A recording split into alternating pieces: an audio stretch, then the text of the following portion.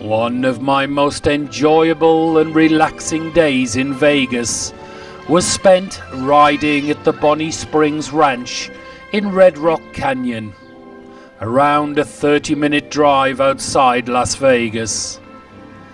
It is a little tacky and touristy with a replica western town, but people come to the ranch to ride, not look at the buildings. The story goes that Bonny Springs was a Vegas showgirl, a favorite of Howard Hughes. When she retired, Hughes loaned her the money to buy this ranch.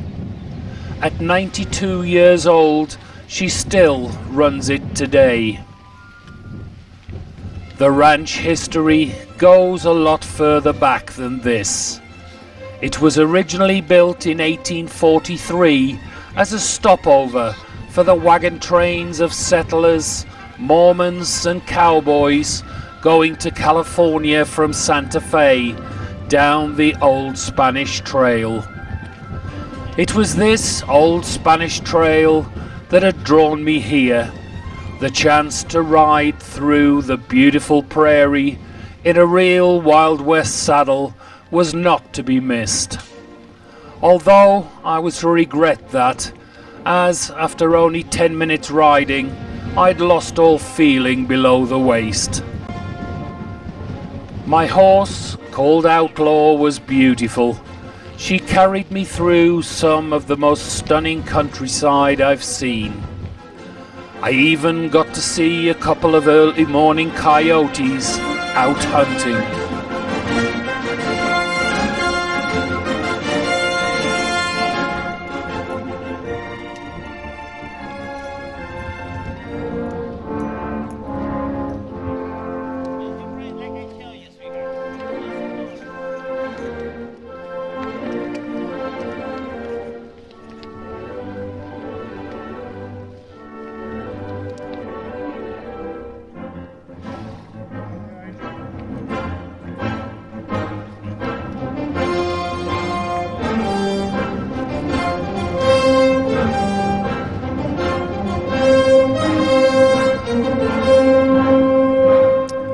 Some of the most prolific Nevada vegetation is the Joshua tree.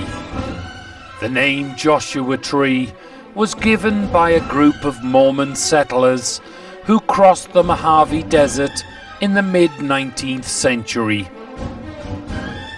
The tree's unique shape reminded them of a biblical story in which Joshua reaches his hands up to the sky in prayer. We had a bonus stop on the way back from the ranch at Ethel M's chocolate factory. Ethel is the mother of Forrest Mars of Mars Bar fame, who, with Bruce Murray, who went on to found Hershey's, invented the M&M. Taking a diabetic to a chocolate factory is not a good idea, so I busied myself outside in the spectacular 6-acre cactus garden. For millions of years, the Colorado River flowed along a 1,400-mile course from Colorado's Rocky Mountains to the Gulf of California, carrying water through the arid lands of the American West. In the 1800s and early 1900s, the river often flooded low-lying farmland and communities during the spring and early summer as it surged with water from melting snow. In late summer and early fall, it often dried to a trickle, too low to divert. To protect the low-lying lands from flooding and to assure a stable year-round water supply, the river needed to be controlled. Construction of the Hoover Dam began in 1931, and the last concrete was poured in 1935. Even with the remote location and some of the harshest working conditions, the government's contractor, Six Companies Inc., completed the project 2 years ahead of schedule and well under budget. Hoover Dam was without precedent, the greatest dam of its day, and it is still a world-renowned structure. Located in Black Canyon near Las Vegas, the dam is a National Historic Landmark. President Franklin D. Roosevelt dedicated the dam on September the 30th, 1935. The power plant wings were completed in 1936, and the first generator began operation in October of that year. The 17th and final generator went into commercial operation in 1961. Hoover Dam's reservoir, Lake Mead, is America's largest man-made reservoir. It can store 9.2 trillion gallons of water, or nearly 2 years of the river's average annual flow. Though today the lake is around 132 feet below its optimum level, which can be seen by the white deposits around the lake's coast. If the current rate of decline continues, it is estimated that the lake could be dry by as soon as 2020, devastating places such as Las Vegas, Los Angeles, San Diego, Phoenix, Tucson, and other southwestern cities. Some facts and figures about the dam. The dam is described as an Art Deco arch cavity dam. It is 726 feet high, 1,244 feet long at the top, 45 feet wide at the crest, and 666 feet wide at the base. A tour takes you down through the tunnels and passageways to the generating rooms, holding the 17 power generators with enough power to service 20 million homes.